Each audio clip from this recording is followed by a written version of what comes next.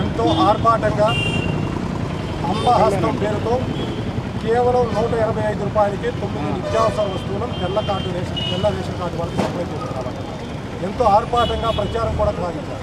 ఇవాళ జిల్లాలో తెల్ల రేషన్ కార్డుల సంఖ్య సుమారు 12,03,432 రేషన్ కార్డులు ఉన్నాయి. తెల్ల రేషన్ కార్డు ఈ రోజు వరకు జిల్లాకి సివిల్ సప్లైస్ ద్వారా కనీసం 50,000 సంచులు కూడా రానటువంటి పరిస్థితి. కానీ లక్షలాది రూపాయలతో ఎంతో ఆర్భాటంగా ప్రచారాలు పేపర్లో కానీ టీవీ ఛానల్ ద్వారా ఈరోజు ఇక్కడ మనకు ప్రాతినిధ్యం వహిస్తున్నటువంటి గౌరవనీయ మంత్రివర్యులు పార్థసారథి గారు ఆర్భాటంగా ఉయ్యూరు పట్టణంలో ఈ పథకాన్ని ప్రారంభించారు. సుమారు 50 మందికి తెల్ల రేషన్ వాళ్ళకి సంచులతో ఇచ్చారు. సంచుల్ని ఓపెన్ చేసిన తర్వాత నేను చూస్తే గోధుమ పిండి దాని మీద ఏ రోజు దీన్ని తయారు చేశారో, ఏ రోజు ఎప్పుడు ప్యాక్ చేశారో కూడా లేనటువంటి.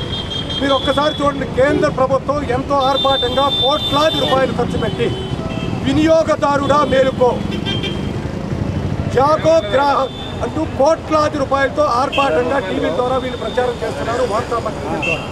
కానీ ఇదే ప్రభుత్వం మన వినియోగదారుడికి ఇచ్చేటప్పటికీ ఇది ఏ రోజు దీన్ని ప్యాక్ చేశారో దీని మీద మాత్రం చాలా స్పష్టంగా చెప్పారు.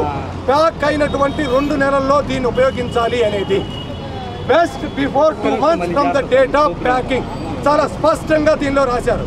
కానీ ఏ రోజున దీన్ని ప్యాక్ చేశారో తెలియలేదు. అంటే వినియోగదారుణ్ణి ప్రభుత్వమే మోసపుచ్చుతున్నది. ఇక్కడ ఉన్నటువంటి మంత్రి గారిని కానీ ముఖ్యమంత్రి గారిని కానీ కాంగ్రెస్ పార్టీ ప్రజాప్రతినిధి మేము ఒకటి అడుగుతున్నాం. ఇదే విధంగా ఏదైనా ఒక జనరల్ స్టోర్లో కానీ సూపర్ మార్కెట్లో కానీ రేటు లేకుండా ఉంటే మీరు కానీ మీ కుటుంబ సభ్యులు కానీ దీన్ని తీసుకొని వాడతారా? మీరు ఒక షాపులోకి వెళ్ళి తీసుకునేటప్పుడు మీరు 1,00,000 అడుగుతున్నారు.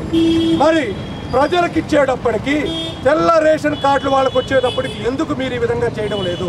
అంటే వాళ్ళు ఒక విధంగా మీరు మోసగిస్తున్నారు.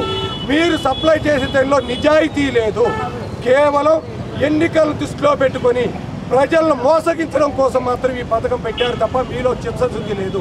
ఇప్పటికైనా కిరణ్ కుమార్ రెడ్డి గారు కానీ ఇక్కడ ఉన్నటువంటి పార్థసారథి గారిని మీరు చిత్తశుద్ధితో ప్రజలకు పథకాలు అందజేయండి.